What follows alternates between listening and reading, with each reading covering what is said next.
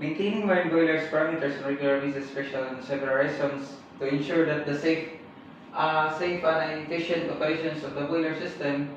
Marine boilers are critical components of the ship propulsion system, providing the necessary steam of various onboard process. Here is the sum of reasons why it is important to monitor the and maintain the marine boilers parameters. So first is safety. So in the word safety, so it is very important that our boilers are safe to operate. So safety, regular monitoring helps identify and address the potential issues or abnormalities in the boiler system before you can escalate into the safety hazards. This includes checking for leaks, ensuring proper combustions, and verifying the integrity of the boiler components. So the second is efficiency.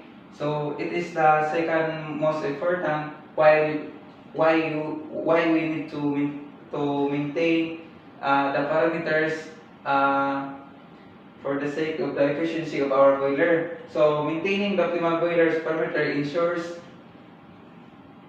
efficiency, combustions, and heat transfer, leading or better fuel efficiency. Regular check helps prevent issues like self-building, scaling, and corrosions, which can degrade the boiler's performance and efficiency over time. So the third one is the compliance. So Maritime Regulations and Clarification Society standards mandate specific boiler operations parameters.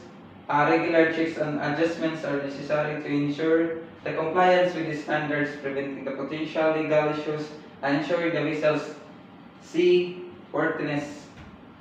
So preventions of corrosions and scaling. So daily and weekly inspections help to identify the address and issues like corrosions and scaling, accumulations of scale and corrosions, and can reduce heat transfer efficiency, increase the fuel consumptions, and lead at boiler daily operations. So first is during normal operations of the boiler, some of the worksheet and procedures have to be considered as every day.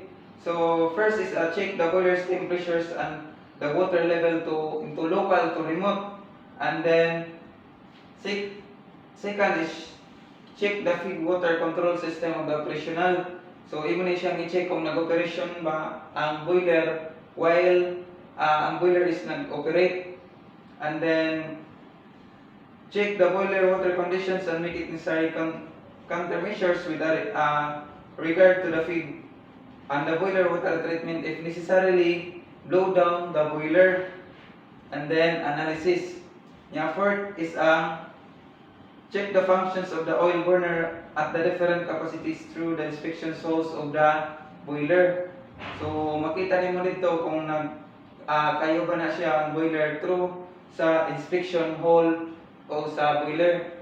So mostly makita nimo na sa likod or sa tubangan. It depends sa boiler. Another daily operations checks is number 5 is check the flue gas temperature after or the draft loss across the boiler. If either the temperature of the draft loss is too high, and then the pin tube sections must be cleared. So mao na siyang ikalima nga i-inspect nimo sa daily operations. Let's proceed to the weekly routine operations. So muna siya i-check nimo every weekly. So first is drain its water level glass for about 10 to 15 seconds in case of the contaminated boiler and sufficient water treatment. So the draining of the water level glasses must be done more often. Then second is check the safety water level devices. So muna siya ikaduha nga weekly routine mo nga i-check. So third is depending on the boiler water test, blow down the boiler.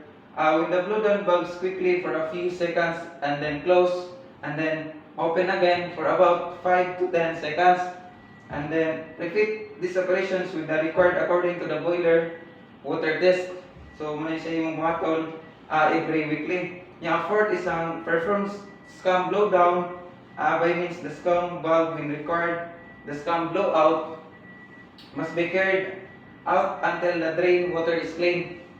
So mag scum blowdown ka until the water is clean na gid siya for the next boiler. And then for the mao ni siya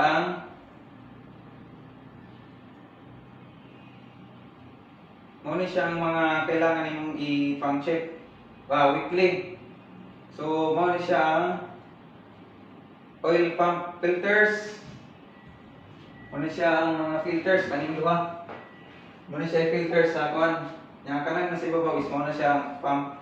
Nya third is ang so let's proceed to the monthly. Test all the pumps and feed water and fuel oil. So mao ni siya. Mao ni siya ipang-check nimo sa mga boiler mo. Mountains for damaged leaks or kung whatsoever, then if we need to replace it if necessarily. Because first is ang safety valve. Mao ni siya safety valve and then second is ang main stem valve. So mao ni siya yung ipang check, and then if ever guba ni siya, you can replace it. And then feed water valve. So mao ni siya ang feed water valve, and then water level gauge. So and then blow down valve or bottom scum. Mao ni siya, makita nimo ni siya sa ubos sa boiler. And then man siya ang boiler, tibok boiler.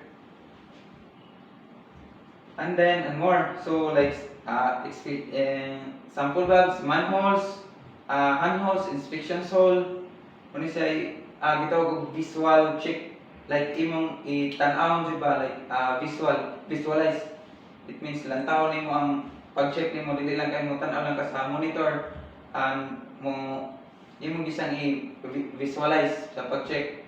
And then